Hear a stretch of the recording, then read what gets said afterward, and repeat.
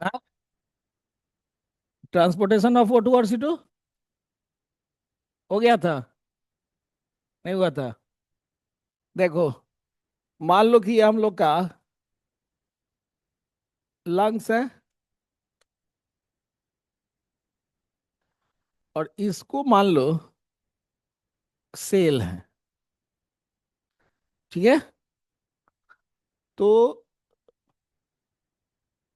Lungs में आता है ऑक्सीजन, और हार्ट से क्या गया? हार्ट से हार्ट से ब्लड गया। लंग से ब्लड जाता है ना, उस ब्लड में क्या था? हेमोग्लोबिन। ब्लड में क्या था? और यह हेमोग्लोबिन अब प्लस O2 मिलकर बनाएगा HbO2। ठीक है। यह एक टेम्पोररी कंपाउंड बनेगा, जिसको कहोगे ऑक्सी हेमोग्लोबिन। क्या कहेंगे?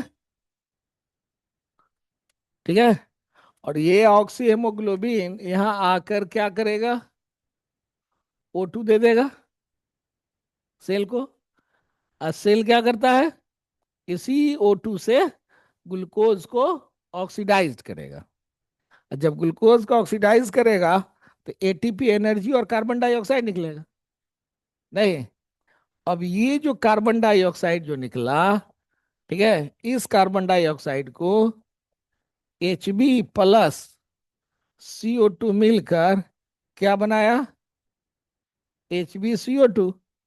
इसका नाम याद रखना है। हाँ, कार एमिनो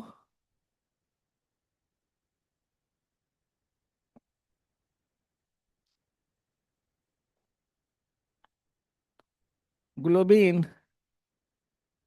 ठीक है। ये परमानेंट बनाया कि टेम्पोररी? हाँ, टेम्पोररी बनाया। और यही फिर क्या हुआ? कहाँ चला गया? लंग्स में गया। और लंग्स में यह CO2 को क्या किया? बाहर निकाल दिया। हम्म। ठीक है। हाँ, ये कंपाउंड जो बनता है ना, ये टेम्पोररी कंपाउंड बनता है, ये दोनों कंपाउंड। क्योंकि यही टेम्पोररी है, जिसके कारण से हेमोग्लोबिन से ऑक्सीजन अलग हो जाता है, और यहाँ हेमोग्लोबिन से कार्बन डाइऑक्साइड अलग होता है। ठीक है। अगर ये परमानेंट कब बनेगा? ठीक है, जब आप सांस में ले लिए क्या? Carbon monoxide. क्या ले लिए? और ये कार्बन मोनोऑक्साइड अगर हेमोग्लोबिन से रिएक्शन कर लेगा, ठीक है, तो ये बनाएगा कार्बोक्सिल हेमोग्लोबिन, और ये बना लेगा आपको परमानेंट कंपाउंड। और जब ये परमानेंट कंपाउंड बना लिया, तब आदमी के बॉडी में किसकी कमी हो जाएगी? ऑक्सीजन की कमी होगी। ठीक है। इसको कार्बोक्सी हेमोग्लोबिन या कार्बोक्सिल हेमोग्लोबिन कहा जाता है। ये जब आप कार्बन मोनोऑक्साइड ले लिए, जैसे मान लो कि जाड़े के दिनों में आपने देखा होगा कि बंद कमरे में अंगीठी जला के सो गए, तो जब अंगीठी जला दीजिएगा, तो जब अंगीठी जलेगा या लकड़ी जलेगी, तो उससे जो धुआं निकलेगा, उस धुआं में कार्बन डाइऑक्साइड और कार्बन मोनोऑक्साइड भी होगा। ठीक है। और यही कार्बन मोनोऑक्साइड हमने इनहेल कर लिया। ठीक है। तो कभी कभी सुनते नहीं होगी जाड़े के दिनों में कमरा बंद करके सोया सब, और सुबह में सोया ही रह गया। तो इसका कारण यही था ना। ठीक है। दर्द होता है, तो इसी कारण सोया।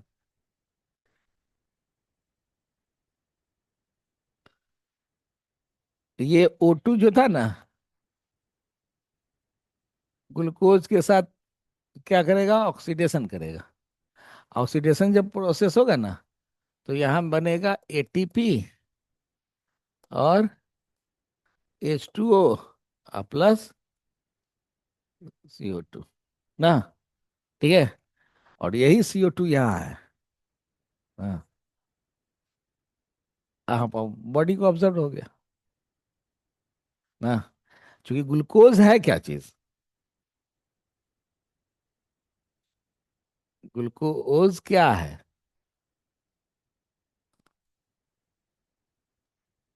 C6H12O6 है। अब ये डिकम्पोज हो जाएगा।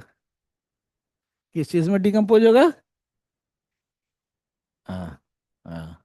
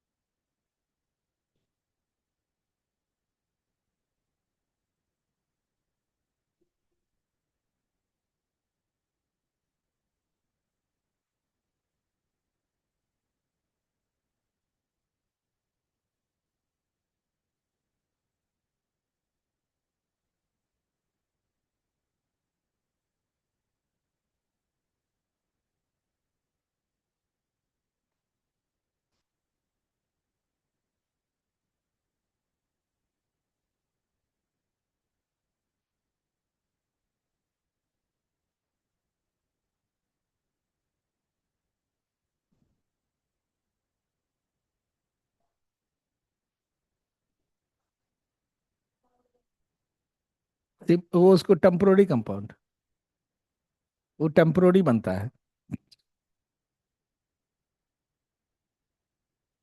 क्योंकि कार्बन मोनोऑक्साइड जो होता है ना, वो ऑक्सीजन से 100 टाइम्स ज्यादा रिएक्टिव होता है। तो जो ज्यादा रिएक्टिव होगा वो ज्यादा मजबूती से ना पकड़ लेगा ना। ठीक है। इसलिए परमानेंट ही बना लेता है ना। और ये जितना जो तुम्हारा ये कार्बन डाइऑक्साइड रिलीज हुआ ना, इसका लगभग 20% ना ट्रांसपोर्ट बाय हेमोग्लोबिन।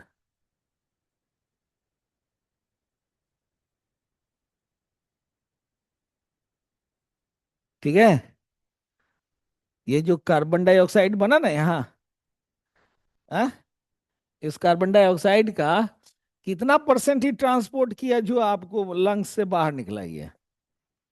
लगभग 20%। ठीक है। तो बाकी कार्बन डाइऑक्साइड कहाँ गया?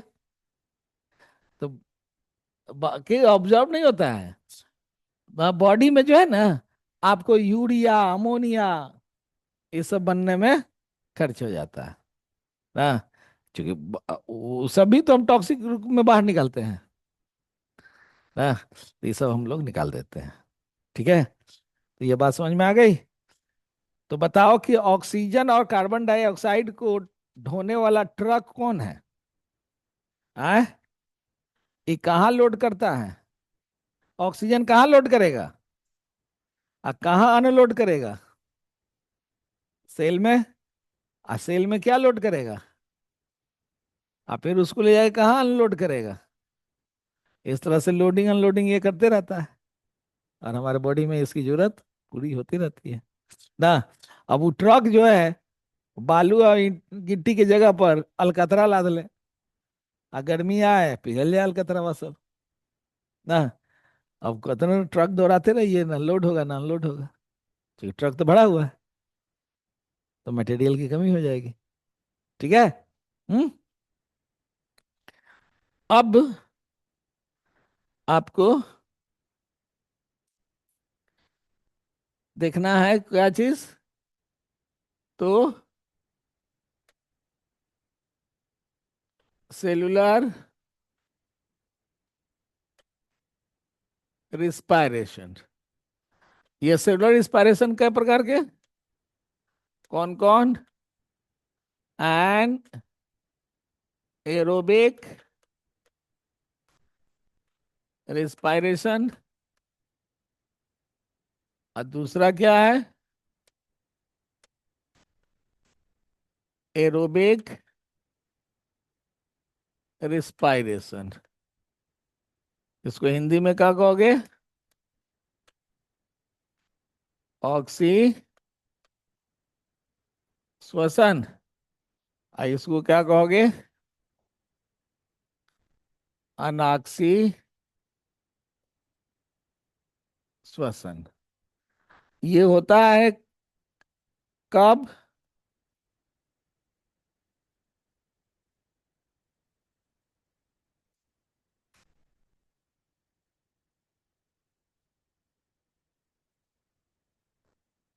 एब्सेंट ऑफ O2 ना, ठीक है। और ये कहाँ होता है? In prokaryotic cell like bacteria, ठीक है। और कहाँ होता है? Germinated seed some time deep in muscles,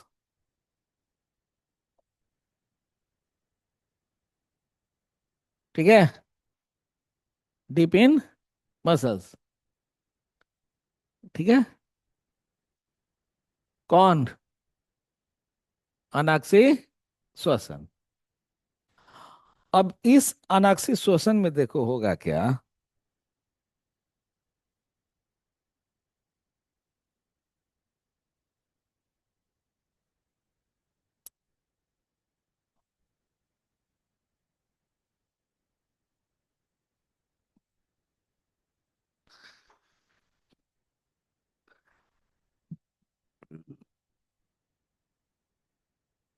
partial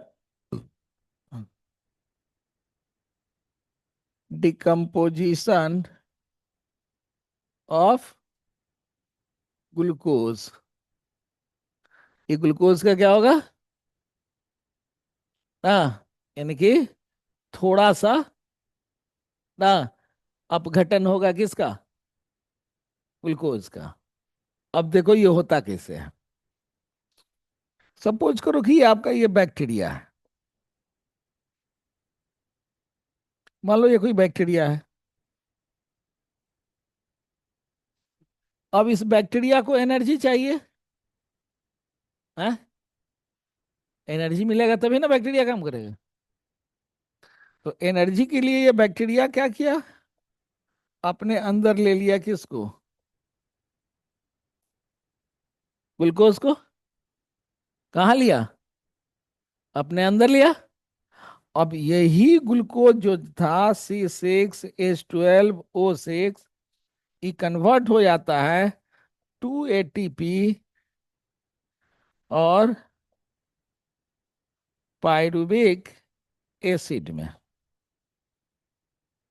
किस में कन्वर्ट हो गया? पायरुविक, ठीक है। और यह बेचारी बैक्टीरिया जो है इसी एटीपी से, 2 ATP से अपना काम चलाती है, ठीक है। तो प्रोडक्ट के रूप में क्या निकला? Pyruvic acid. और इस प्रोसेस को हम लोग कहेंगे ग्लाइकोलिसिस। क्या कहेंगे?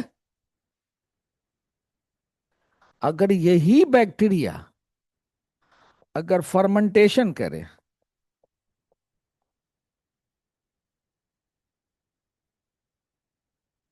फर्मेंटेशन जिसको हिंदी में कहते हैं किण्वन, ठीक है। कौन क्रिया? किण्वन क्रिया।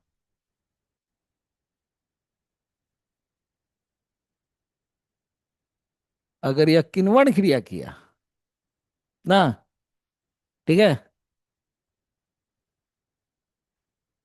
तो किण्वन क्रिया भी जो होता है वो एनारोबिक रिस्पायरेशन की तरह ही होता है। सेम एज एनारोबिक रिस्पायरेशन की तरह, ठीक है। उस समय यह जो पायरुविक एसिड है, इसका कन्वर्सन हो जाता है इथाइल अल्कोहल में। किस में हो गया ना? किसका? किस में कन्वर्ट हो गया? और यही इथाइल अल्कोहल से शराब बनती है। यही इथाइल अल्कोहल जो होता है, जिसके कारण से आटा जब गूंथ कर छोड़ देते हो ना, उसमें फर्मेंटेशन होता है तो गूंथा हुआ आटा में खट्टापन आ जाता है। नहीं, दाल में खट्टापन आ जाता है। ये सब किसके कारण? आ- ताड़ी बनता है। ताड़ी जो बनता है ना, वो इसी से बनता है। ताड़ी निकाले ना, ठीक है। तो जितना स्टार्च युक्त, स्टार रिच्ड फूड है ना, मकई है, गन्ना का जूस है ना, तार से निकला हुआ जूस है, खजूर से निकला हुआ जूस है, महुआ है, चावल है ना, ये सब स्टार्च रिच्ड है। अब इसको हम लोग क्या करते हैं, फर्मेंटेट करते हैं।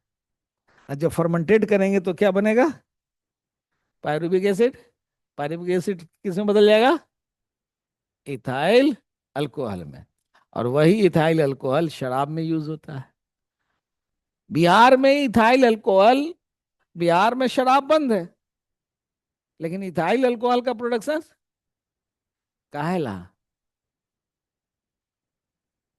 अ, ये इथाइल अल्कोहल जो है ना, पेट्रोल में मिलाकर पावर पेट्रोल बना रहे हैं, जिसको गैसोहोल कहा जाता है ना, ठीक है।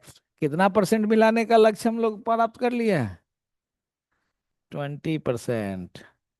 तो समझो कि 20% हम वो फ्यूल तो बचा रहे हैं ना जी। हैं?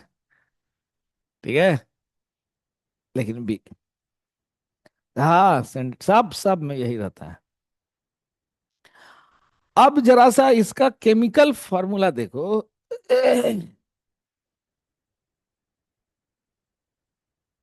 हाँ, ग्लाइकोलिसिस होगा उसके बाद है ना।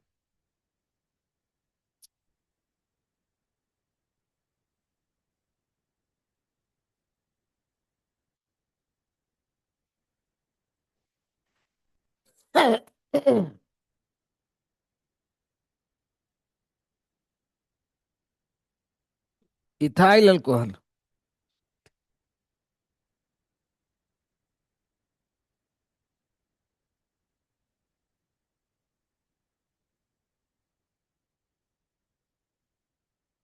इसका हो जाएगा।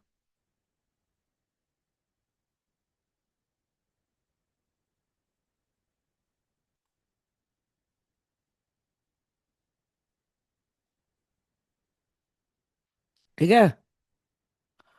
अब देखो,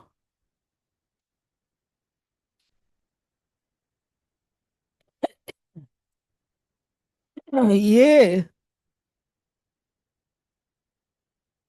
इथाइल अल्कोहल को अगर आपने धूप में रख दिया, ठीक है, तो इसमें से वो कार्बन हट जाएगा। क्या होगा? और जब ये कार्बन हट जाएगा ना, तो जानते ही क्या बन जाएगा? मिथाइल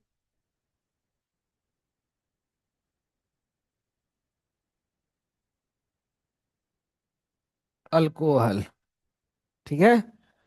CH3OH हो गया। इसी को मिथाइल अल्कोहल, मिथेनॉल, इसी को इथाइल अल्कोहल या इथेनॉल कहते हैं। ठीक है। तो ये हो जाएगा जहरीला। तो जहरीली शराब पीने वाले लोग जो होते हैं वो क्या पी लेते हैं? Methyl alcohol. और ये बहुत नशा करता है। ये कम नशा करता है ना। और जितने भी ब्रांड के शराब बनते हैं उसमें सबका परसेंटेज होता है। सबसे कम परसेंट किस में? बियर में। बियर में 5 से 7%। और सबसे ज्यादा रम में। रम। ठीक है। विस्की। वोडका। ठीक है। बियर। ये सब नाम है।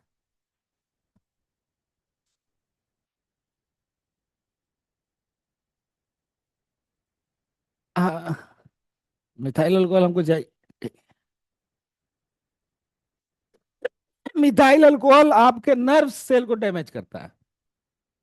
या तो आदमी अंधा हो जाएगा, नहीं तो मरिए जाएगा। ठीक है।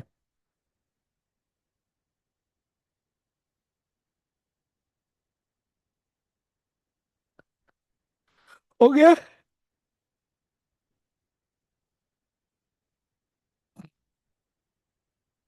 अब एरोबिक रेस्पिरेशन कब होगा? Presence of oxygen. ठीक है। ये किस में होगा?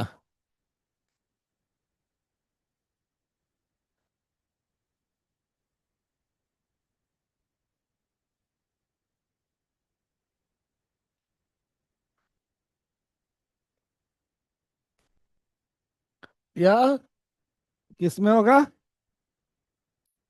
जितने बहुकोशिकीय जीव हैं, सभी बहुकोशिकीय जीव में कौन सा होता है? और वो ऑक्सीजन के प्रेजेंस में। ठीक है। हम्म।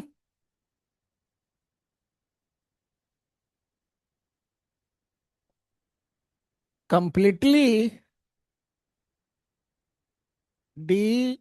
डिकम्पोजेस ग्लूकोज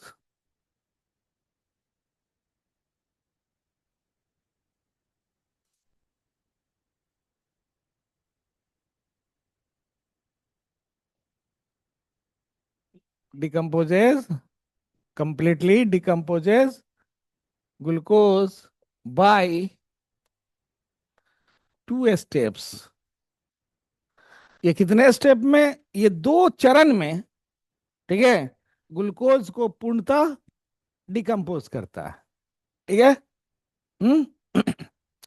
पहला चरण जो इसका है वो ग्लाइकोलिसिस है। ठीक है। देखो, पहला चरण इसका जो है ग्लाइकोलिसिस है। जैसे मान लो कि यह आपका सेल है। ठीक है। इस सेल का माइटोकॉन्ड्रिया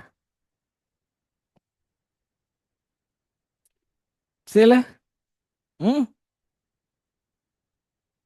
अब क्या हुआ कि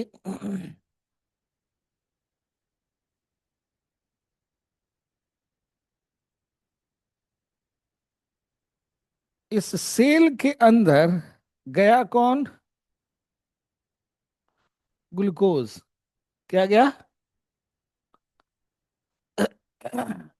ये ग्लूकोज क्या था?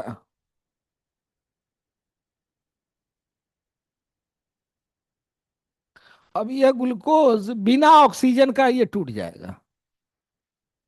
ठीक है।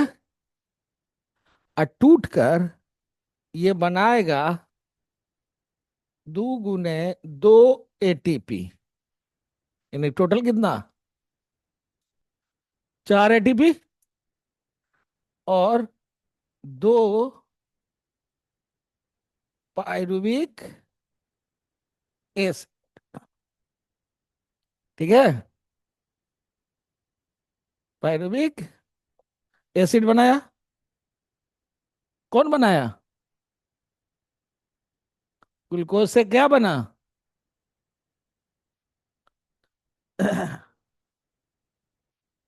यह प्रोसेस कहाँ हुआ? साइटो। और इस प्रोसेस को जानते हो क्या कहा गया?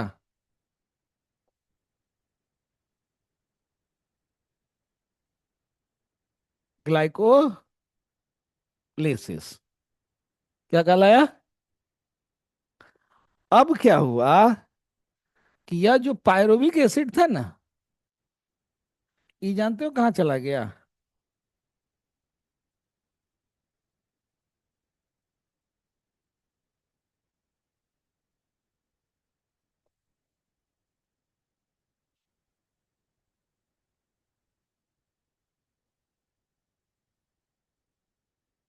कहाँ गया जी? किस में गया? माइटोकॉन्ड्रिया में। कौन गया? Pyruvic acid. अब ये जो टू जो पायरुविक एसिड था,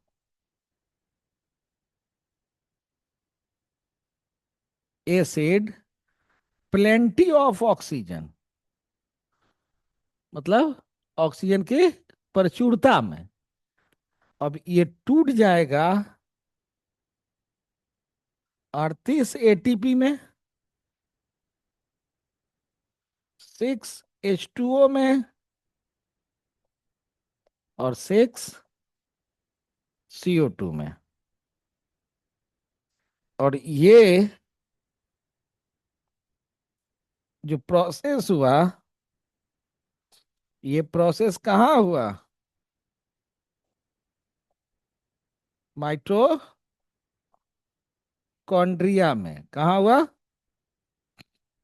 और इस प्रोसेस हम लोग कहेंगे क्रेब्स साइकिल।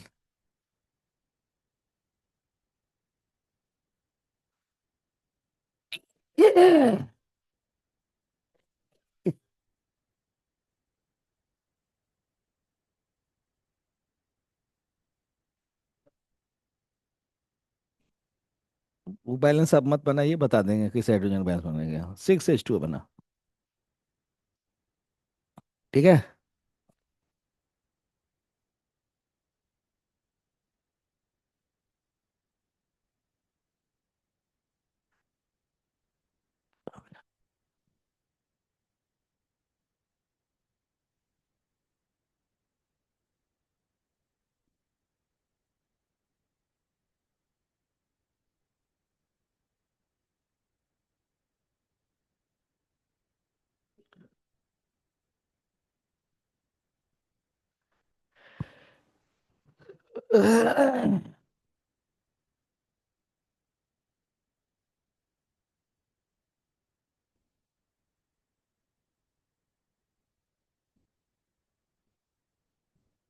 समझ में आया? प्लस ऊपर mitochondria, Krebs cycle. Krebs, KRE, B पर स्टॉप ही एस। Krebs cycle.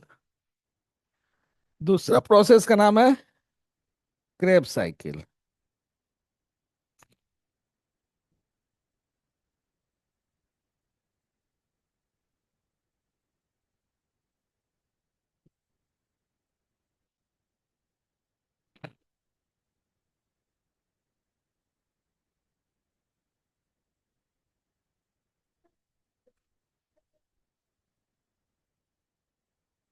हम्म,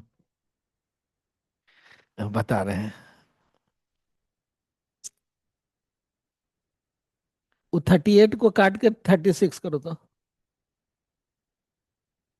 गलती से लिखा गया है।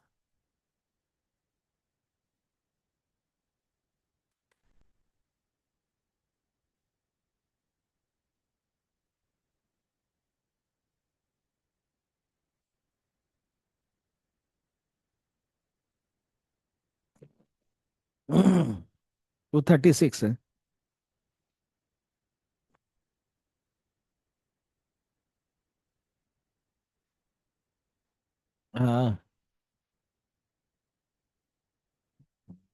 अभी पूरा बात नहीं ना बताया।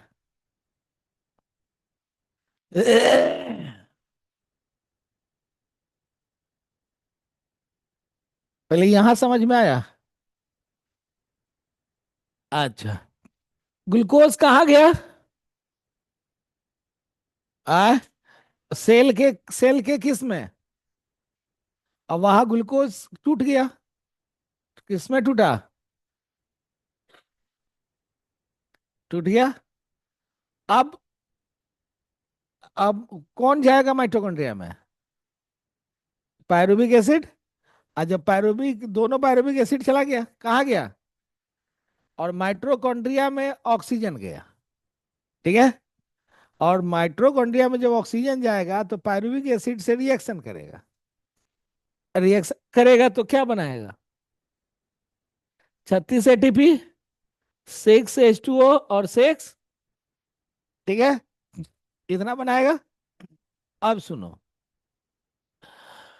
ये जो 4 ATP बना, इसमें से 2 ATP खर्च हो जाता है। किस काम में खर्च हो गया? पायरुविक एसिड को माइटोकॉन्ड्रिया तक पहुंचाने में। ठीक है। पायरुविक एसिड को कहां पहुंचाया? ठीक है। तो 2 ATP खर्च हो गया। किस काम में खर्च हुआ? माइटोकॉन्ड्रिया में पहुंचाएगा। अच्छा, ये सब प्रोसेस होगा तो एनर्जी चाहिए ना। हाँ, तो 2 खर्च हो गया ना। बचा कितना जी? ठीक है। और निकला कितना? आपको मिला कितना? 38 मिल गया। हाँ? तो ग्लाइकोलिसिस से आपसे आपको कितना एनर्जी मिलता है? 2 ATP।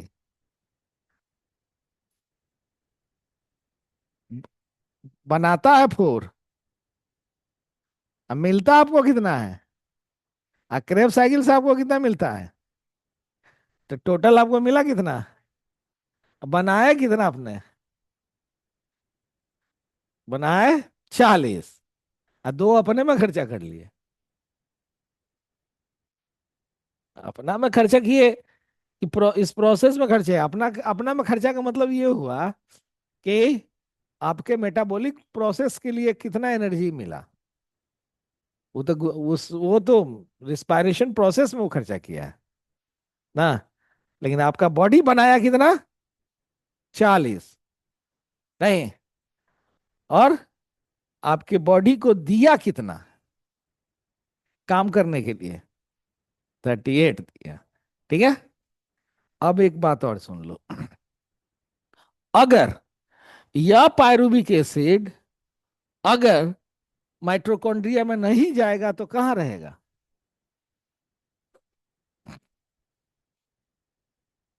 सेल में ही रह जाएगा।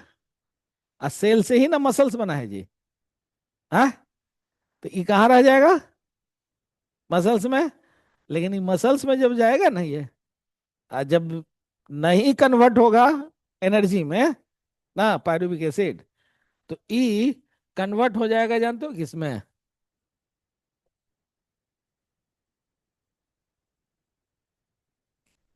लैक्टिक एसिड में। किसमें कन्वर्ट हो गया? तो एनिमल में पायरुविक एसिड का कन्वर्सन किसमें हो जाता है? और जब ये लैक्टिक एसिड में जमा होगा तो आपको क्या होगा? थकान, मसल्स, दर्द होगा। नहीं, अब ये कब होता है? जब ज्यादा दौड़ते हो, ज्यादा फिजिकल एक्सरसाइज करते हो, ज्यादा जिम करते हो ना। ठीक। ठीक है। उस समय क्या होता है? आपके शरीर में एनर्जी और चाहिए और चाहिए और चाहिए। उस समय क्या होता है? ग्लूकोज तो टूटने लगा, दाएं दाएं दाएं दाएं ना। लेकिन उतना मात्रा में आपने ऑक्सीजन तो लिया नहीं। तो कुछ कहाँ रह गया? मसल्स में ना। आज जब वो दर्द होने लगता है तो मन करता है कोनो आठा ना लेता, दे ये दवा देता है। नहीं, हैं? ठीक है। हैं? तो अब बदन दाबने से दर्द आराम क्यों हो गया भाई?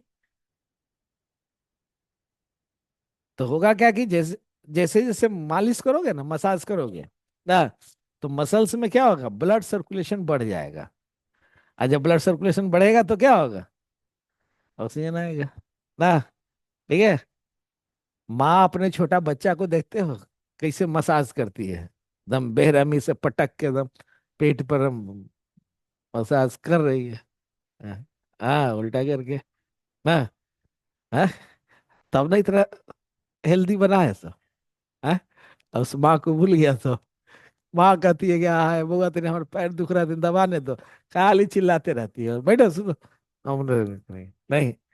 तो उस दिन याद करो जिस दिन तुम्हारे शरीर में छोटा बच्चा था, हाथ पैर इतना चलाता था ना, कि तुम्हारे मसल्स में वो पायरुविक एसिड का कन्वर्सन लैक्टिक एसिड में हो जाता था।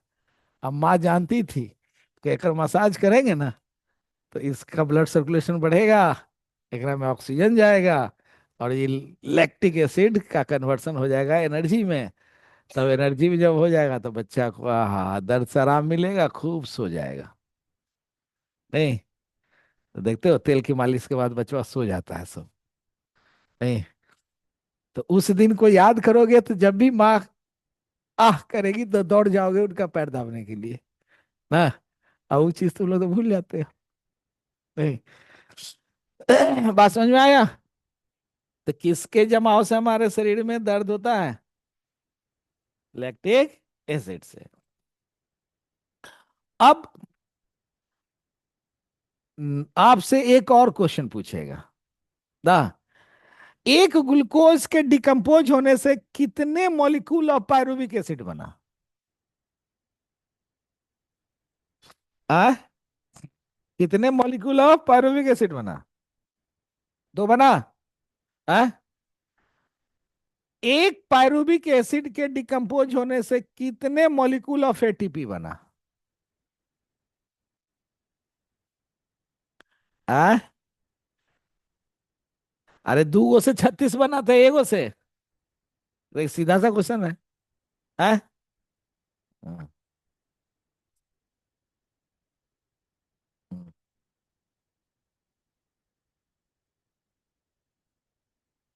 वहां भी दूगो बनता है। देखो देखो ना वहां क्या लिखे हैं, दो एटीपी लिखे हैं और एगो पायरुविक एसिड लिखे हैं। जब वहां चार को लिखेंगे तो दूगो लिख देंगे। हाँ?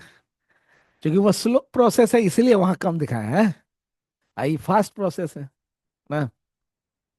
वहां देखो ना, वहां दो ही एटीपी लिखे हैं तो दो पायरुविक एसिड, एक के पायरुविक एसिड लिखे हैं ना।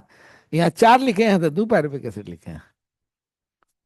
ठीक है। और कोई डाउट? हम्म। अब आपसे पूछा जाएगा कि एन एरोबिक रिस्पायरेशन का एंड प्रोडक्ट क्या है?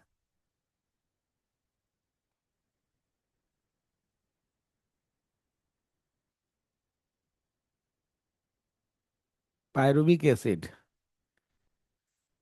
वो तो कन्वर्सन है ना। ठीक है। पहले तो पायरुविक एसिड बनेगा ना, उसका कन्वर्सन होता है इथाइल में, मिथाइल में। ज्यादा देर छोड़ देंगे तो मिथाइल हो जाएगा ना। ताड़ी लिया है, देखते हो तार से ताड़ी उतार लेता है सब।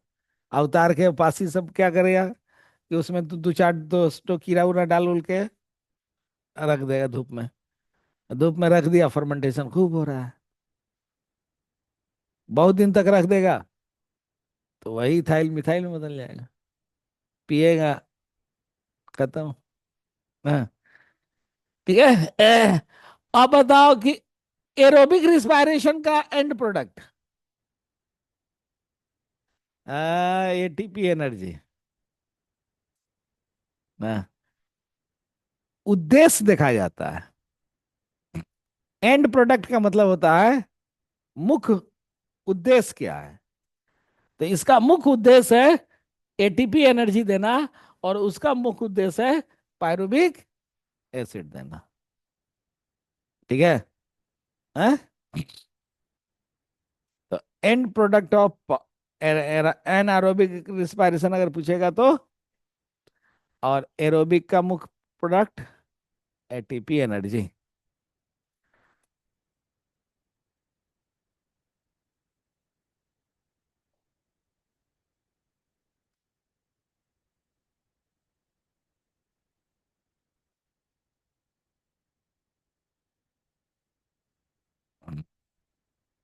हो गया।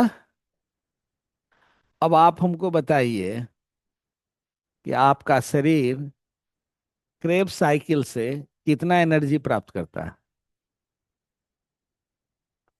हाँ, 36। और ग्लाइकोलाइसिस से कितना प्राप्त करता है?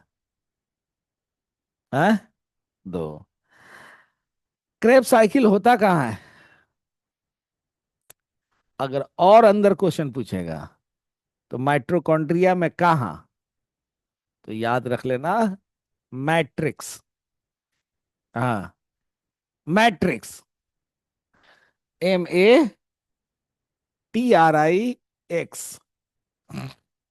मैट्रिक्स। कहाँ करेगा? मैट्रिक्स में।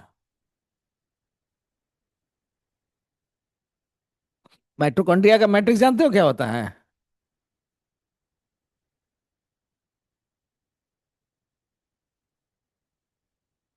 देखो, ये माइटोकॉन्ड्रिया है ना,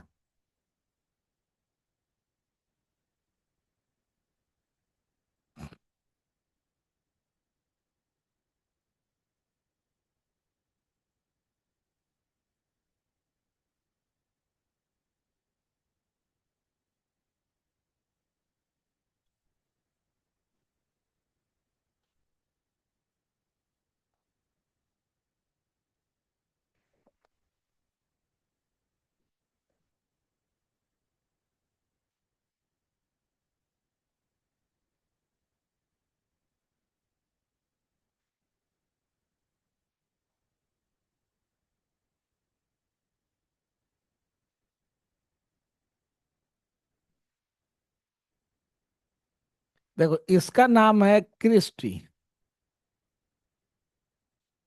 और ये जो बीच जो बचा हुआ भाग है उसी का नाम है मैट्रिक्स। नहीं है? हाँ? तो मैट्रिक्स जो होता है ना, साइट फॉर सेलुलर रिस्पायरेशन। और क्रिस्टी क्या करता है? गिव्स इंजाइम्स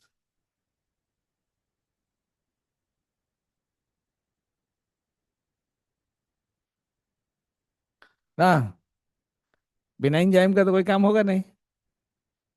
तो इस सेलुलर रिस्पायरेशन के लिए कौन देता है एंजाइम?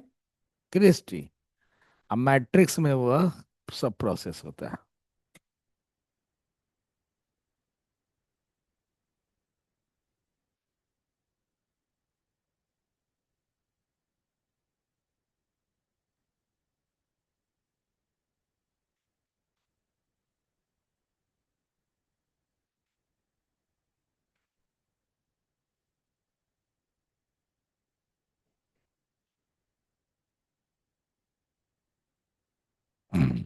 ये चैप्टर खत्म।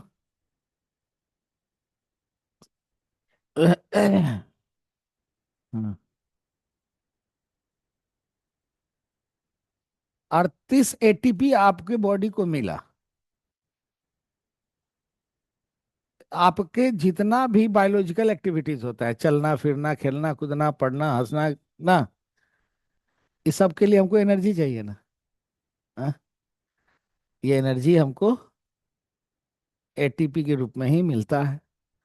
अब उस एटीपी को हम लोग खर्च करते हैं, कन्वर्ट करते हैं कैलोरी और जूल में ना। आप कमाइएगा तो लाख 1.5 लाख रुपया चेक मिलेगा। चेक तो खर्च नहीं ना कीजिएगा, उसको फिर चेंज कीजिएगा रुपया और पैसा में। तब किसी को 200 500 1000 दीजिएगा। तो उसी तरह से आपका बॉडी बनाता है क्या चीज, आज जब खर्च करना होता है तो कैलोरी और जूल में खर्चा करता है ना। ठीक है। एक स्वस्थ व्यक्ति को नॉर्मली कितना किलो कैलोरीज ऊर्जा खर्च करनी पड़ती है? Per day.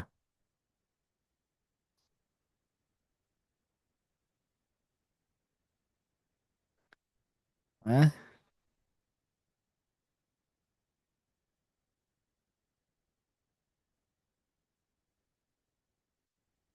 हम्म, 2100 और। तो इतना जो ऊर्जा आप किलो कैलोरीज में खर्चा करते हो, ये आपको बना कहाँ? यही ना बना। हाँ? और उतना हम लोग खर्च करते हैं।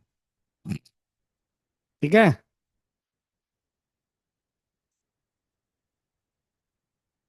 कहाँ? ये ये ग्लाइकोलिसिस से ना। वहाँ ग्लाइकोलिसिस हो गया। क्या लिखे हैं देखो ना। ग्लाइकोलिसिस देखा है ना। यही ग्लाइकोलिसिस फर्मेंटेशन की तरह काम करेगा। हाँ?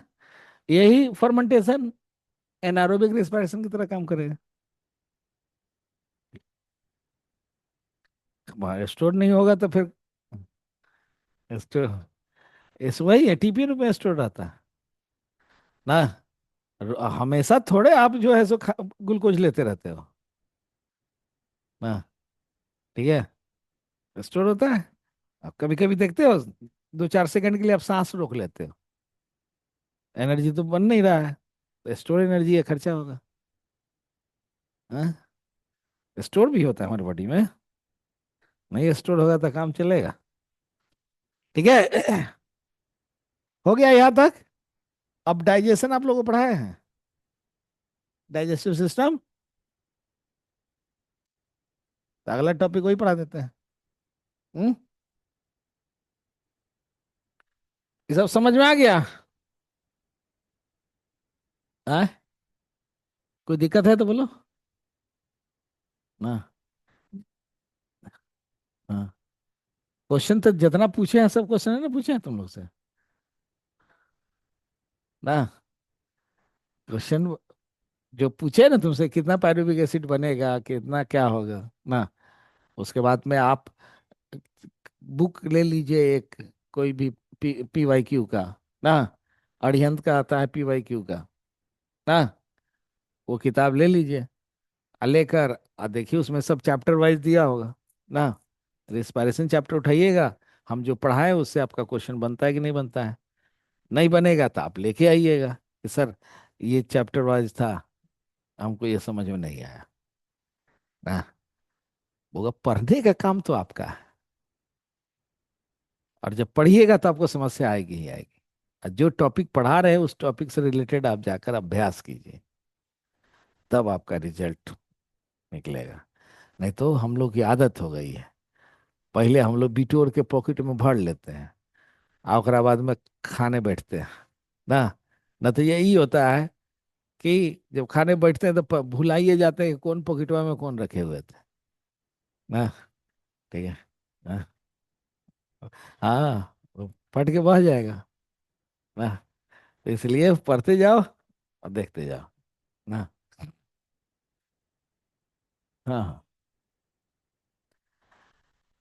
चूंकि ऑक्सीजन जो होता है ना, हमारा जो रिस्पायरेशन है, हाँ, वो रिस्पायरेशन कैसा प्रोसेस है?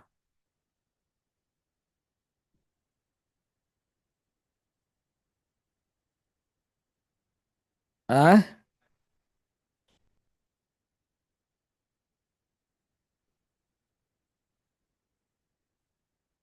हमारा जो,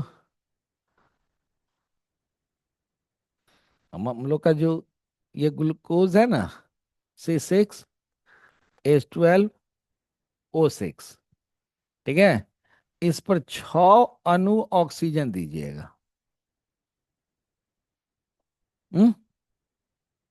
तो जब ये बर्न होता है, जैसे कोयला जलाते हैं ना, तो कोयला बिना ऑक्सीजन का जलेगा, और जब कोयला जलेगा तो उससे एनर्जी निकलेगा। कौन कौन एनर्जी मिलता है? हीट एनर्जी, लाइट एनर्जी ना, अरे एनर्जी की बात कर रहे हैं। लाइट एनर्जी निकलेगा, हीट एनर्जी निकलेगा, और कभी कभी साउंडो एनर्जी निकलता है। ठीक है, पट पट पट पट नहीं जलता है। बुआ ये सब एनर्जी है। उसी तरह से आपके शरीर में ये ग्लूकोज जब ऑक्सीजन के साथ जब रिएक्शन करेगा, उस प्रोसेस को हम लोग कहेंगे ऑक्सीडेशन।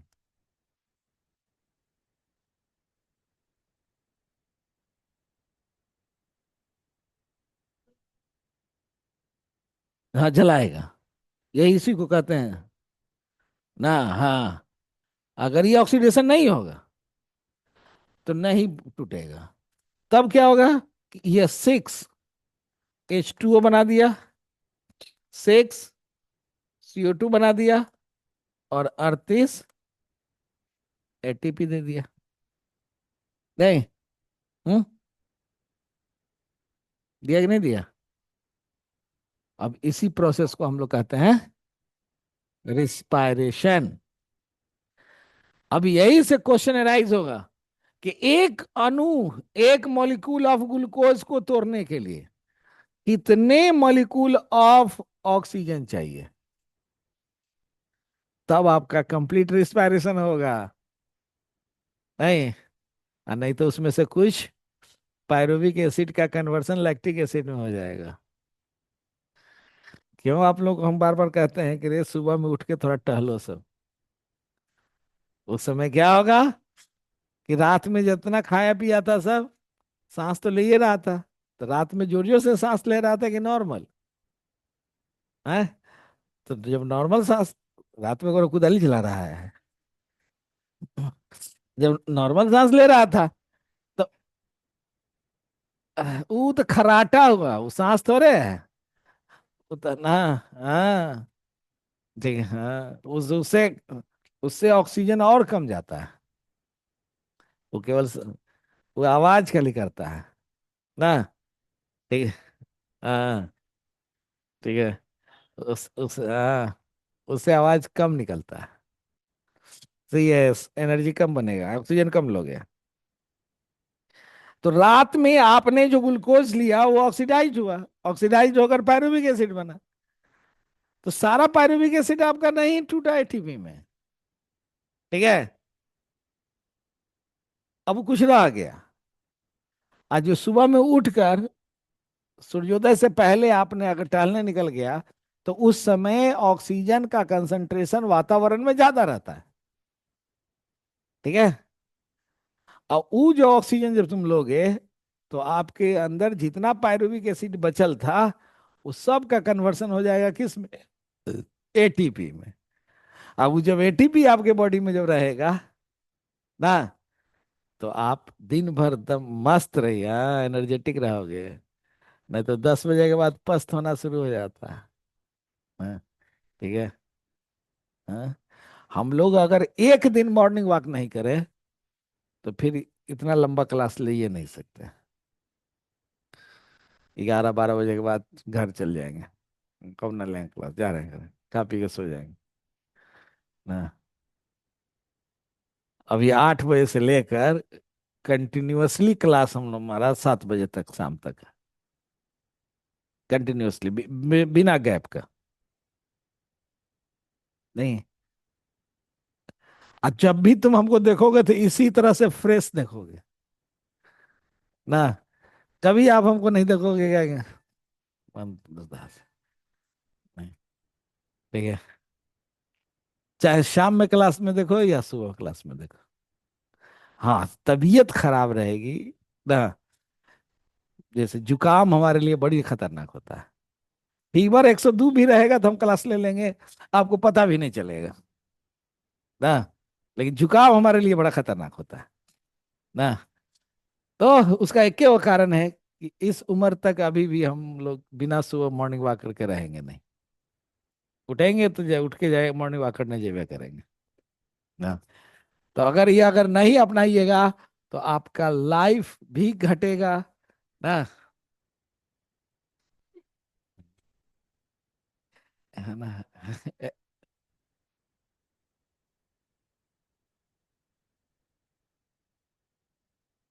अरे बाप रे, तो रेत 8:30 बजे उठेगी तो जानवर वाला हाल हो जाएगा ना। नहीं, तो अलार्म नहीं सुनती है?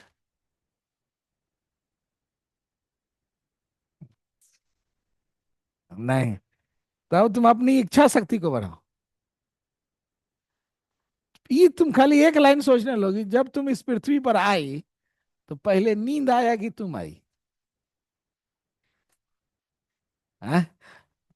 पहले कौन आया? तुम आई ना जी। नींद बाद में आया, और जो बाद में आया वो तो प्रभावी हो गया। हाँ।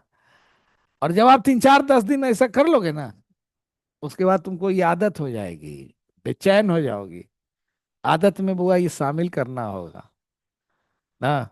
अब पैदल जब चलोगे ना, तो बाद में बहुत फायदा करेगा, कई फायदे आपके होंगे। एक तो बुढ़ापा में झुर्री नहीं आएगा। हाँ ना। कह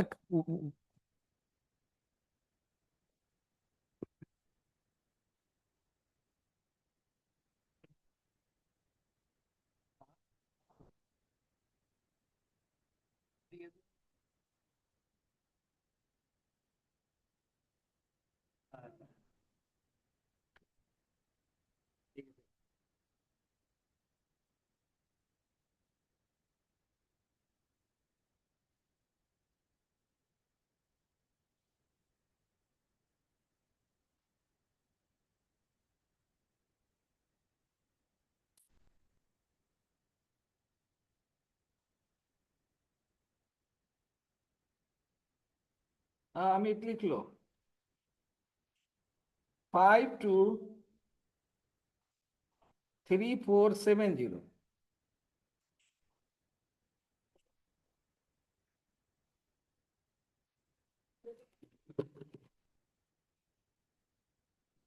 तो एक तो फायदा आपको ये होगा कि आपके बॉडी में हमेशा एनर्जेटिक रहेंगे, बुढ़ापा में झुर्रियां नहीं आएगी।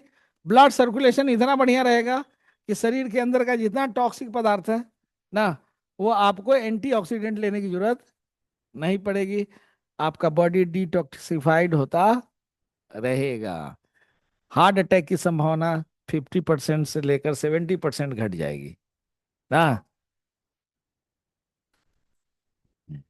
ठीक ठीक है, आप सो जाइए, कोई दिक्कत नहीं है। लेकिन ये पहले आदत तो बनाइए ना। ना ना ना। जब आप जग जाइएगा, ज्यादा से ज्यादा आधा घंटा सोइएगा ना। अगर सो भी गए तो आधा घंटा सोओगे।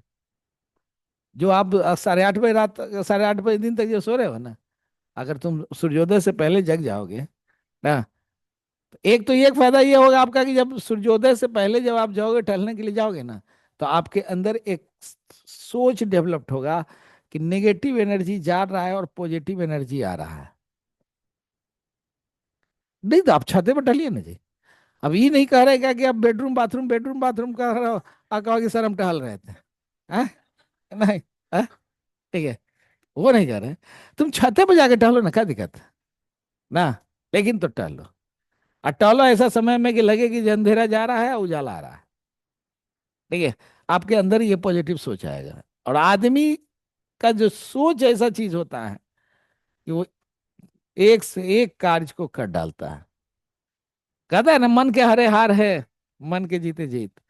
आपका हमेशा सोच जब पॉजिटिव रहेगा तो दुनिया की कोई ताकत हरा नहीं सकती ना। तो इसलिए वो सब चीजें आखिर बनाई गई है ना। वेद पुराण में ये सब जो बातें दी गई है, आखिर कोई रिसर्च करके दिया होगा ना जी। साइंस भी आज ये प्रूव कर रहा है ना। लेकिन हमारे स्टूडेंट क्या है, मॉर्निंग वॉक छोड़कर इवनिंग वॉक करता है ना। अब इवनिंग वॉक करोगे, पोल्यूटेंट एयर भर लो, निगेटिव थॉट लेके आओ ना। यही होता है, चलिए। हम्म। कौन प्रोसेस? बहुत बार होता है, लाखों करोड़ों बार होते रहता है, ये तो हमेशा टूटता है। तो खर्चो तो होते रहता है। चलिए, सौ किलो चाहिए ना। ठीक है, तो जब जब आप सांस लेते हो ना, 72, ये सांस क्या बार लेते हो? 16 से, ये 12 से 16 बार है ना। नहीं सॉरी, 16 से 18 बार। 16 से 18 बार ना। अब ये 16 से जब 18 बार आप ले रहे हैं, तो ऑक्सीजन जब जब जाता जाएगा, सब जगह टूटता जाएगा ना। और हर सेल में होता है, सब मिलाकर हम आपको बताएं ना, ये सब मिला के बताया ना। एवरी टाइम हम लोग का बॉडी में ये टूटते रहता है, जब जब सांस लोगे ऑक्सीजन जाएगा टूटता रहेगा ना। और टूटेगा तो आपको इतना एनर्जी बनता रहेगा। नहीं नहीं, सांस हम रेट ऑफ पर मिनट जो है ना, 1 मिनट में 16 से 18 बार सांस लेते हैं। ठीक है, चले अब हम लोग तो देखें डाइजेशन। ठीक है,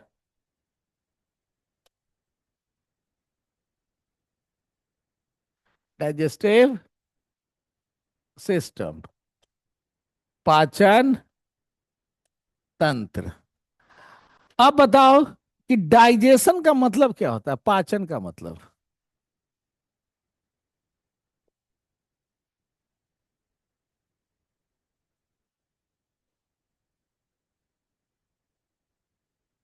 पाचन ना।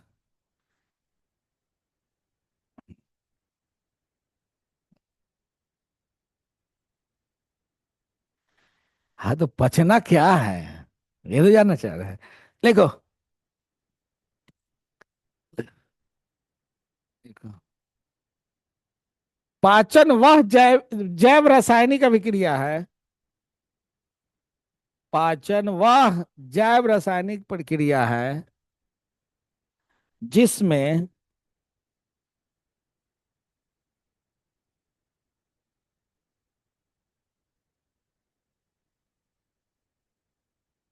ठोस एवं जटिल भोज्य पदार्थों का, जिसमें ठोस एवं जटिल भोज्य पदार्थों का विभिन्न एंजाइमों के द्वारा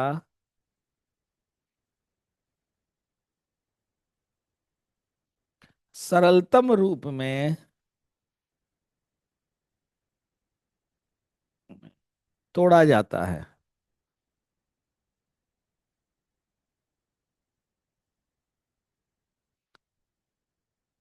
हो गया, अंग्रेजी में बोलना पड़ेगा कि हो जाएगा। ठीक है, तो डाइजेशन क्या है, break down of complex complex food into by the different type of enzyme ना। बहुत तरह के एंजाइम के द्वारा इसको तोड़ा जाता है। अब कभी सोचे हो कि काहे तोड़ा जाता है। इसका कारण यह है कि हम जो भोजन लेते हैं वो सॉलिड फूड लेते हैं, कॉम्प्लेक्स लेते हैं, और फूड हमारा ब्लड में डिसॉल्व होना चाहिए,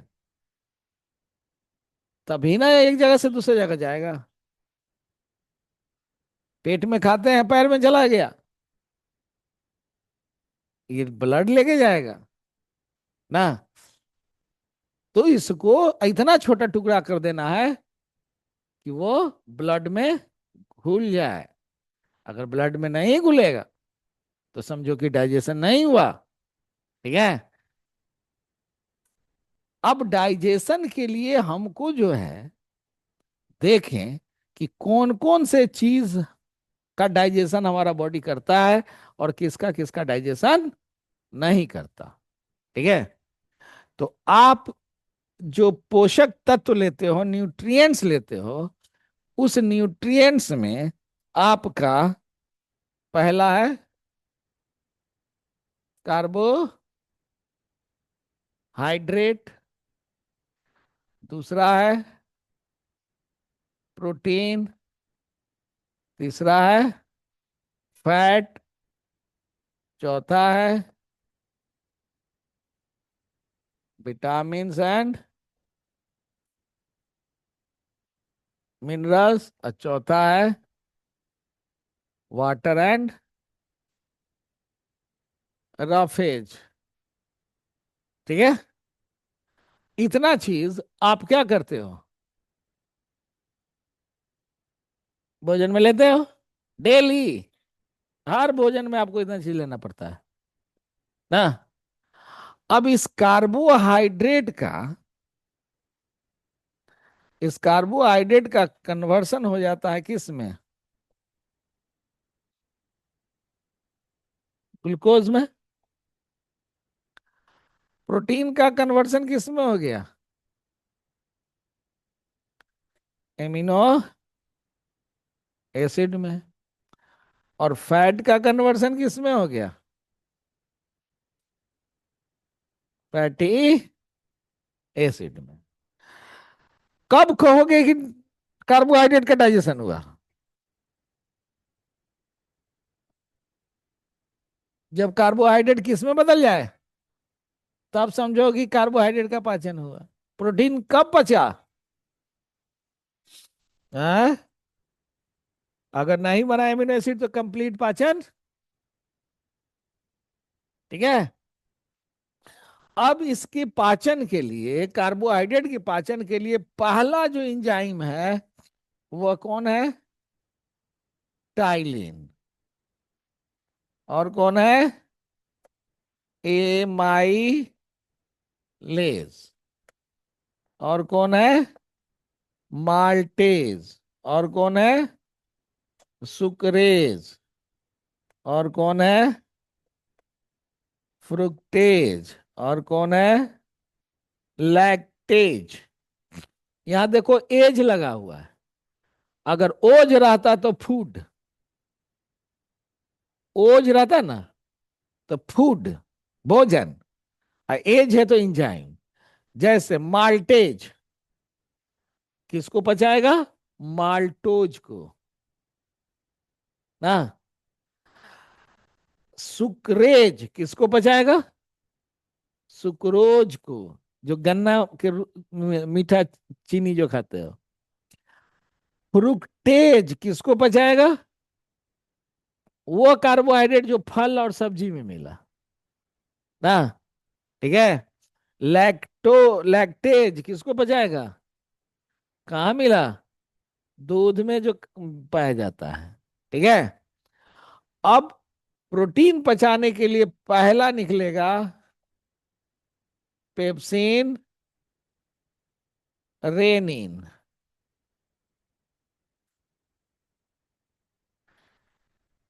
उसके बाद निकलेगा ट्रेप्सिन। उसके बाद इरेप्सिन। फैट पचाने के लिए सबसे पहले चाहिए बाइल जूस, जो नॉट इंजाइम। ये इंजाइम, लेकिन इसका एक लौता एंजाइम जो है वो लाइपेज है। अब विटामिन और मिनरल्स का पाचन नहीं होता। जानते हो क्यों नहीं होता?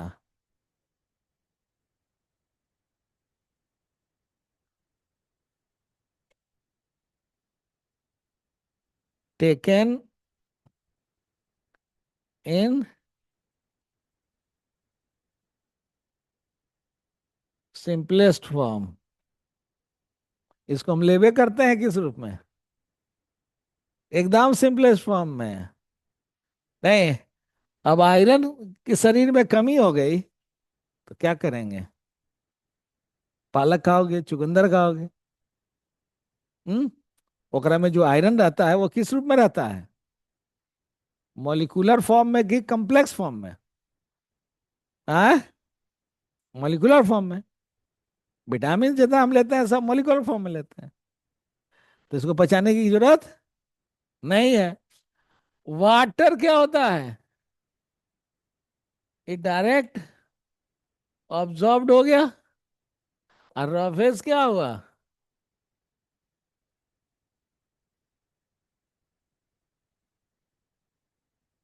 रफेज कहलाता है सलाद लेते हो, रेशेदार फल सब्जी लेते हो, छिलकेदार जब लेते हो।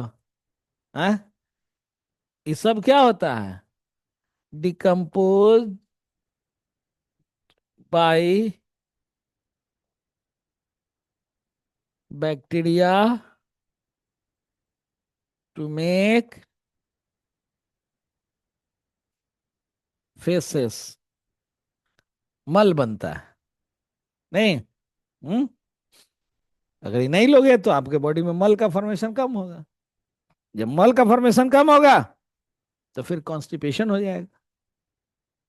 ठीक है। इसलिए रोज कम से कम एक वो सेव खाओ। जब भी खाना खाओ बिना सलाद का मत खाओ ना। अब सलाद चाहे जिस चीज का खाओ, उसमें कोई रिस्ट्रिक्शन नहीं, सब खाइए।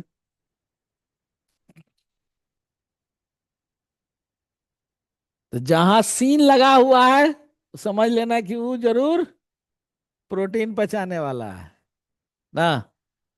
ओज लगा हुआ है तो समझ लेना कि कार्बोहाइड्रेट पचाने वाला है। नहीं। और फैट पचाने के लिए बेचारा ये इकलौता एंजाइम है ना। तो आसानी से पाचन हमारे बॉडी में किसका होगा? पानी पचाती हो तुम? अरे ये तो पानी लग रहा है चबा के खाती है ना। है? आसानी से कौन पचेगा? आसानी से पाचन तो तीन को ना होता है रे।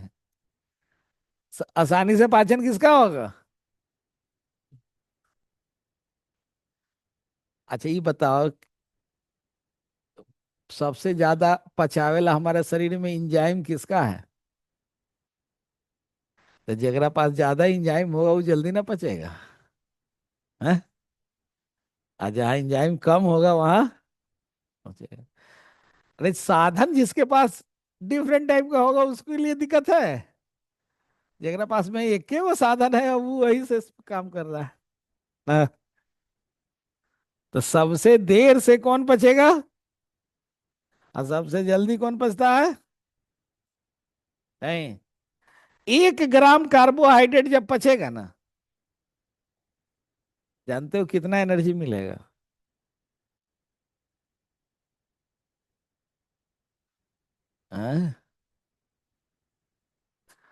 4.25 किलो जूल ना।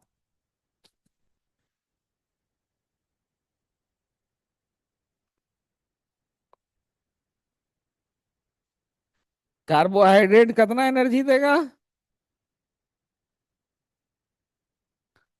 4.25 किलो जूल पर ग्राम या पर मॉलिक्यूल। जूले ना है कि कैलोरी है?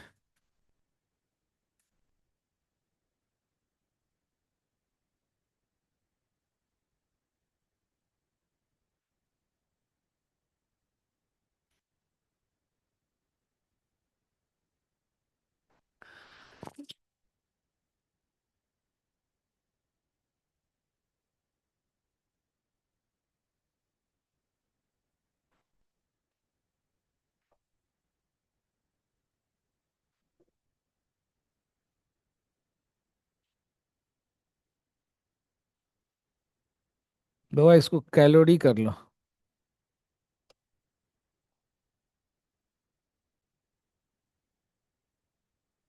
Kilo calorie. ठीक है। प्रोटीन जब अगर जल्दी टूटता नहीं है ये, प्रोटीन जब पचेगा तो कितना एनर्जी देगा? 5 किलो कैलोरी पर ग्राम। अब फैट जब टूटेगा तो जानते हो कितना एनर्जी देगा? 9.45 किलो कैलोरी पर ग्राम। ठीक है।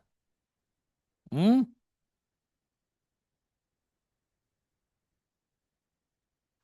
इसको कहा गया है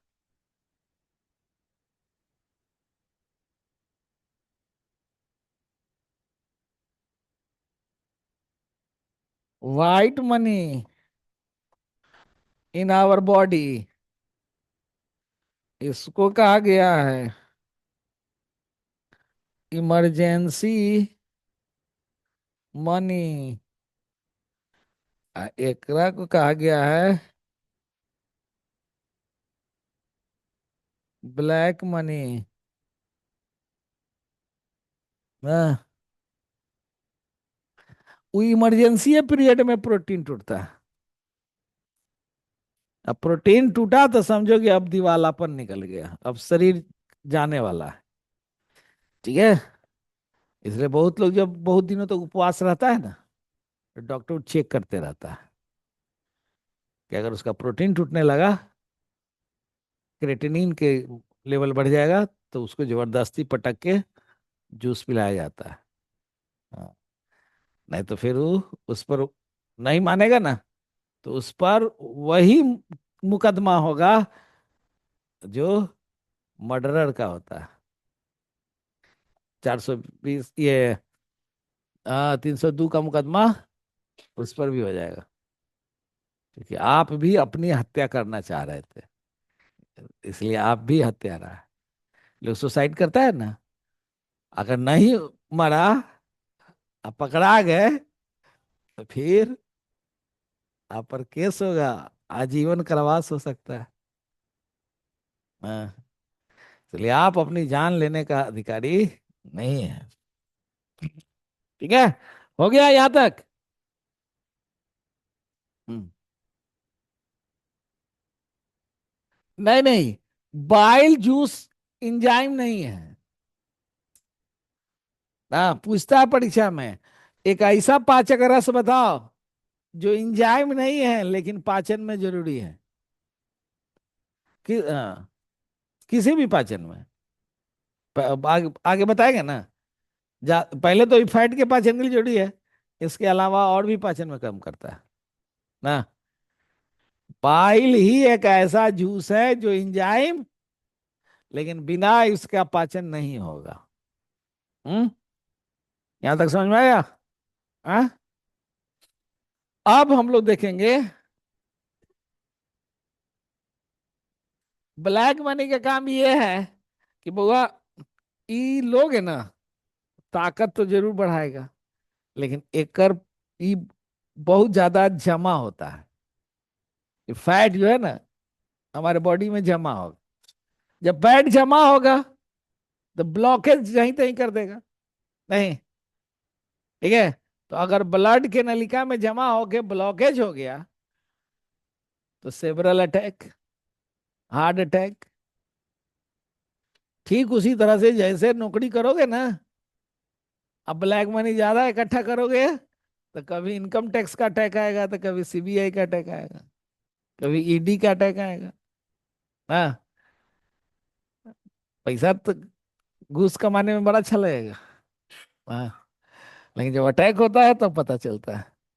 हाँ, इसलिए हम लोग को फैट कम यूज करना चाहिए, कार्बोहाइड्रेट काफी है। हाँ, ठीक है। तो इस पर ध्यान देना। हो गया। अब आगे देखो, हमारे बॉडी में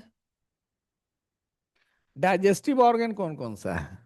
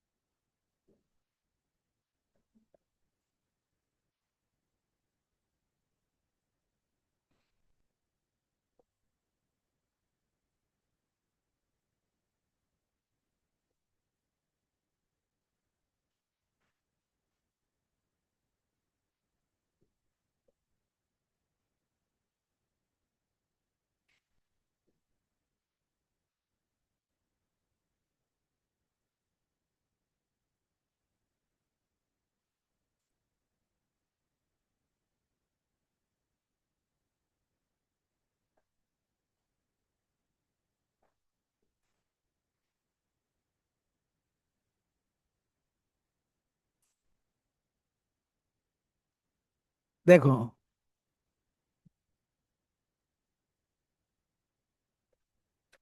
ये है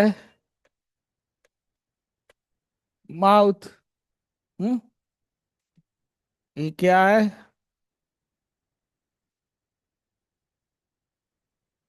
एसो फेगस। ये क्या है? एस्टोमैक। अब यहां देखो, ई हो गया लीवर, जिसको यकृत कहते हो। यहां से ये जो सी की तरह घुमा है ना, इसका नाम है ड्यूडेनम। ये जो क्वाइल बना हुआ है ना, अपर क्वाइल जो है जे नाम, नीचे वाला क्वाइल इलियम, और ये तीनों मिलकर बनता है स्मॉल इंटेस्टाइन। ये क्या है? अपेंडिक्स। ये क्या है? Large intestine. ये क्या है? रेक्टम। ये क्या है? एनस। अब माउथ से लेकर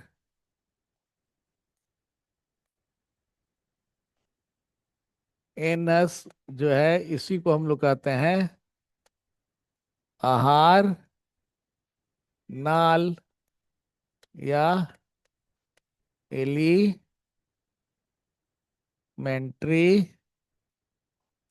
कैनाल।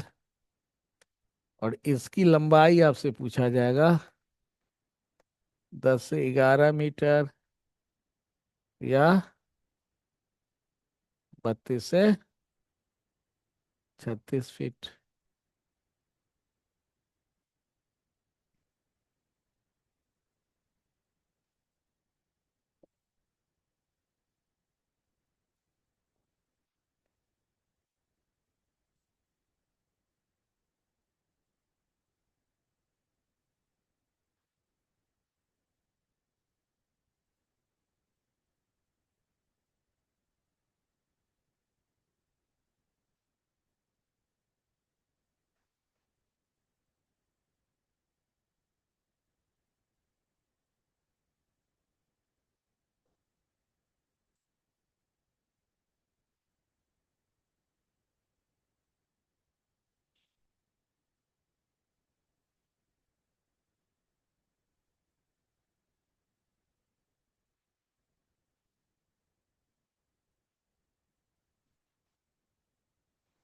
स्मॉल इंटेस्टाइन में कौन कौन सा चीज जुड़ा हुआ है?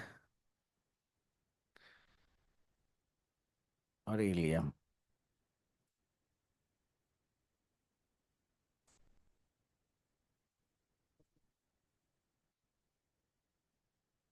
उसका नाम है पैंक्रियास, छूट गया।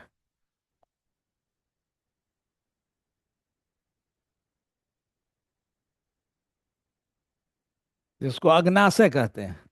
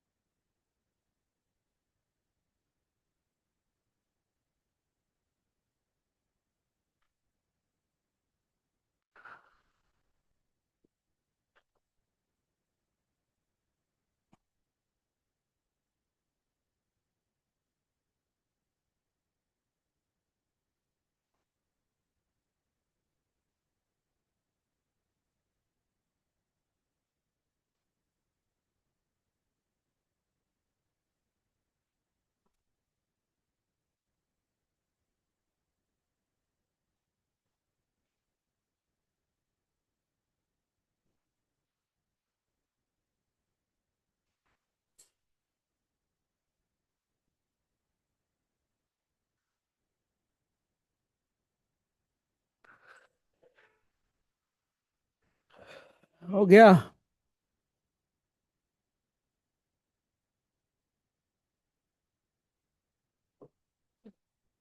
अभी जो हम लोग का माउथ है ना,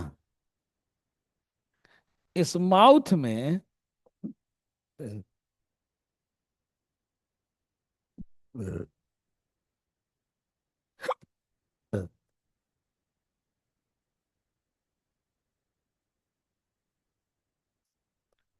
दो जबड़ा,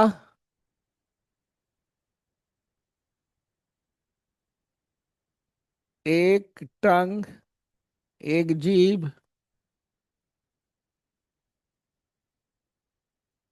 32 दांत,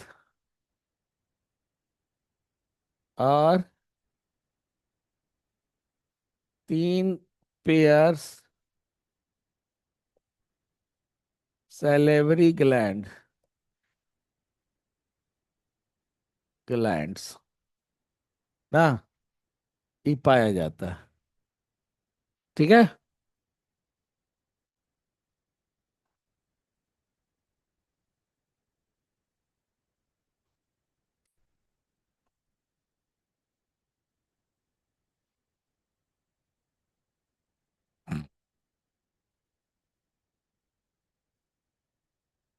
हो गया। हाँ, 3 गो पेयर है, एगो यहाँ, एगो यहाँ, एगो यहाँ। सब बताएंगे।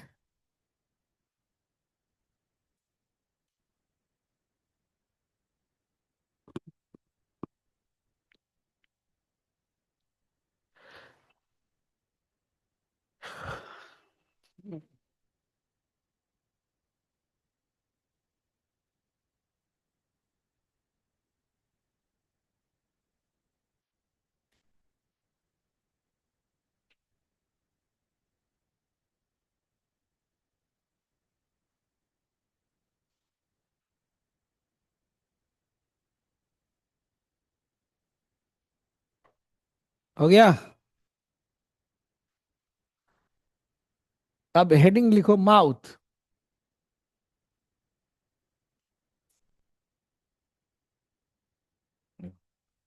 हमारा मुंह खोपड़ी के बक्कल कैविटी में अवस्थित होता है। बक्कल कैविटी में अवस्थित होता है,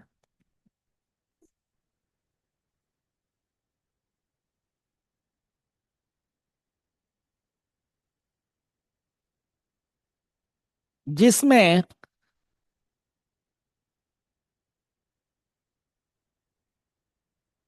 दो जबड़ा,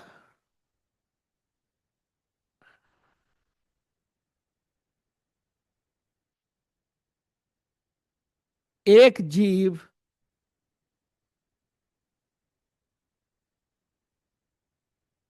32 दांत,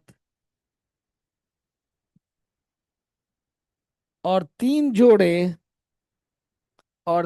जोड़े लार ग्रंथियां पाई जाती है।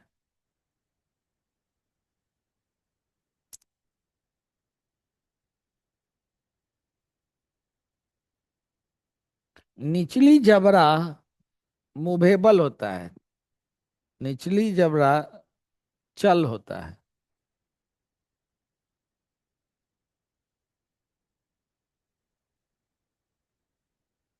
ठीक है। कितना जबड़ा है? अपर और लोअर। कौन जबड़ा मूवेबल है? जितना देखोगे जानवरों में, सबका निचला जबड़ा ही मूवेबल होता है। क्यों जबड़ा को मूवेबल रखा गया? दोनों जबड़ा को मूवेबल क्यों नहीं बनाया गया?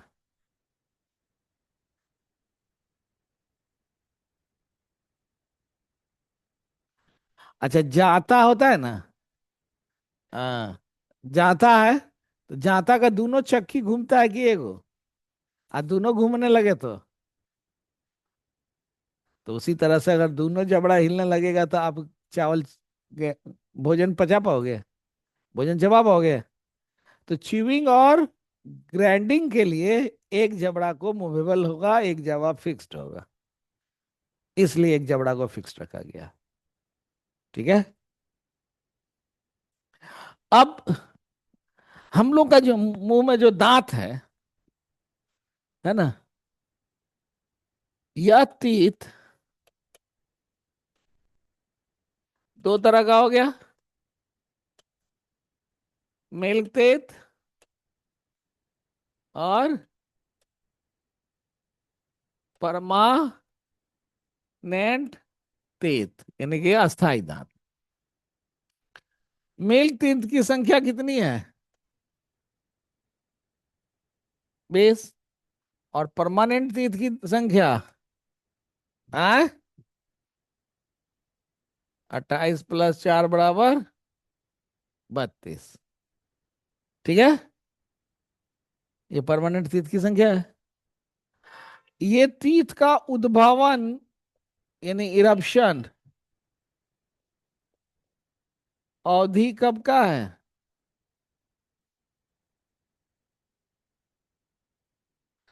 6 माह से लेकर 12 माह के बीच निकलना शुरू हो जाएगा ना। जब उम्र 5 से 6 वर्ष होगा तो 20 के 20 दांत आ जाएंगे, और उसके बाद ये गिरना शुरू हो जाएगा। इसका उद्भवन ये कब शुरू होगा? तो यह 5 से 6 वर्ष में। ठीक है। और जब आपकी उम्र 12 से 14 वर्ष होगी तो 28 तीत। और जब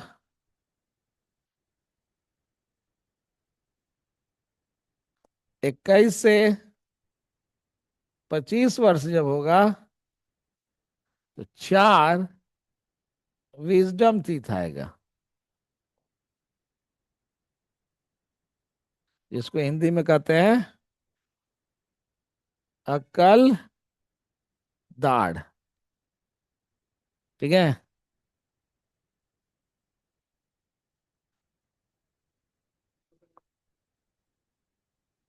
वो एक्स्ट्रा कुछ नहीं रहता, वो हुआ का कि मिल्क टीथ पूरा नहीं हटा, ओकरा जगह पर आ गया ना।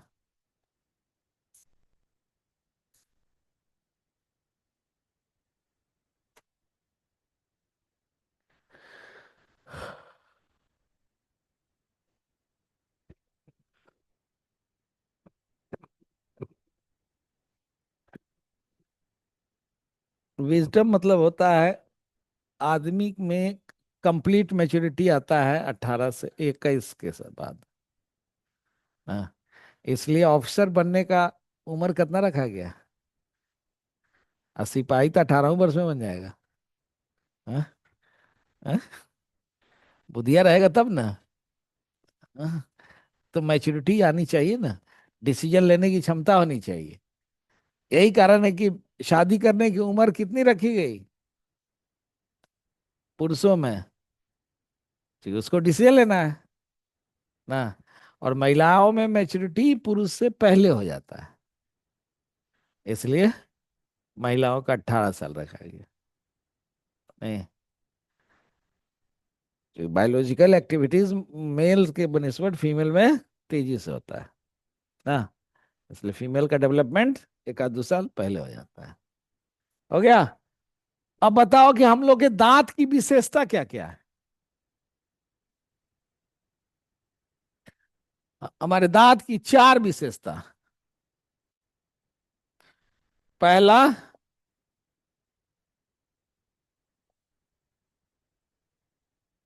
थेकोडोंट। दूसरा, मोनोफियोडोंट। तीसरा, डाइफियोडोंट।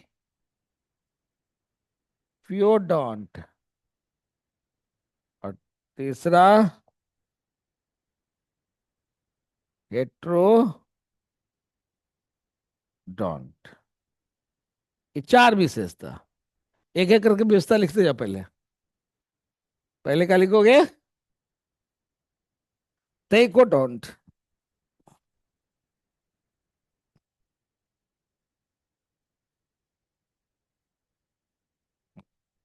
देखो, हमारा दांत जबड़ा के हड्डी के सॉकेट में, जबड़ा के हड्डी के सॉकेट में धंसा होता है।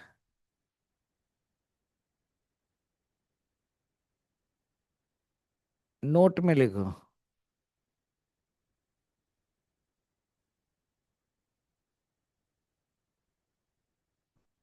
जो दांत, जो दांत मसूड़े में धंसा होता है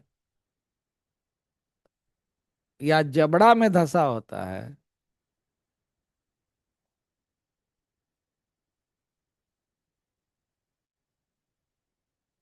उसे प्लूरोडोंट कहते हैं। PLEU। Pleuro, R O, pleurodont कहते हैं। जैसे मेढक का दांत।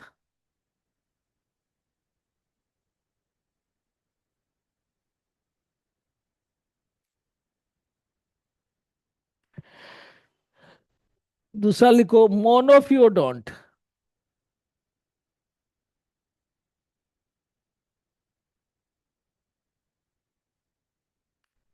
ये दांत जीवन में एक ही बार आते हैं।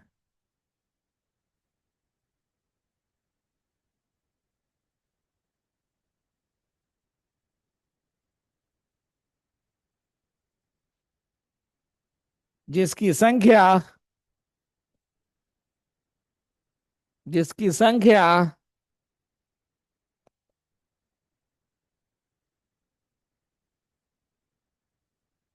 12 होती है।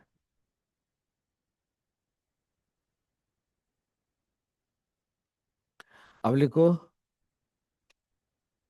3 नंबर में, डायोफ्यूडोंट।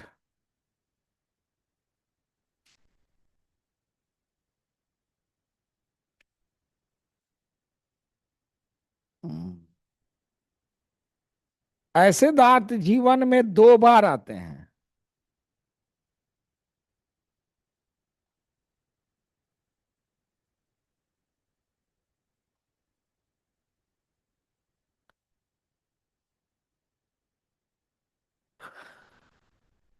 इसकी संख्या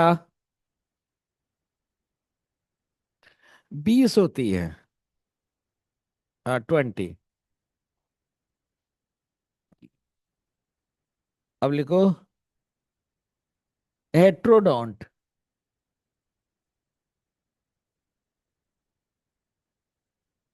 हमारे दांत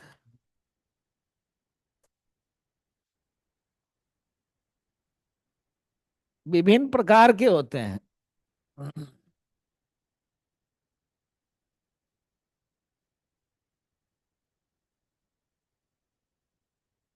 जैसे हेट्रोडोंट कहते हैं। नोट में लिखो।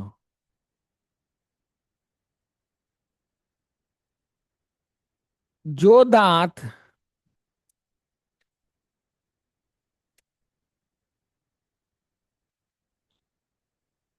एक ही प्रकार के होते हैं,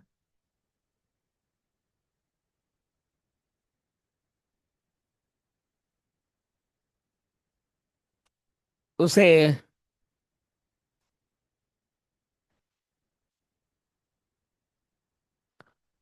होमोडोंट कहते हैं।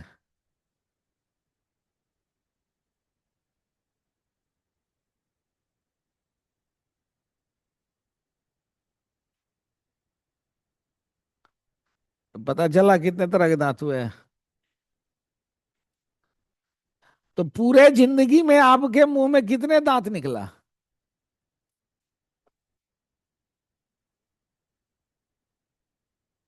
जीवन भर में कै गो दांत निकला? 52 दांत। इसमें से कितना दांत 2 बार आता है? 20 आया, 20 टूट के गिर गया। कितने दांत परमानेंट रह जाते हैं? ठीक है। हम्म। तो इसके आगे की पढ़ाई। हेमोडोट का एग्जाम्पल लिख लो, मछली की दांत, घड़ियाल की दांत।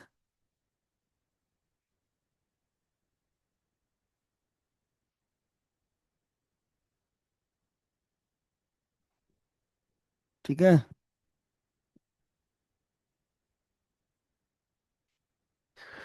हो गया? और कोई डाउट? चलो तब बाकी अगले रोज करवा देंगे।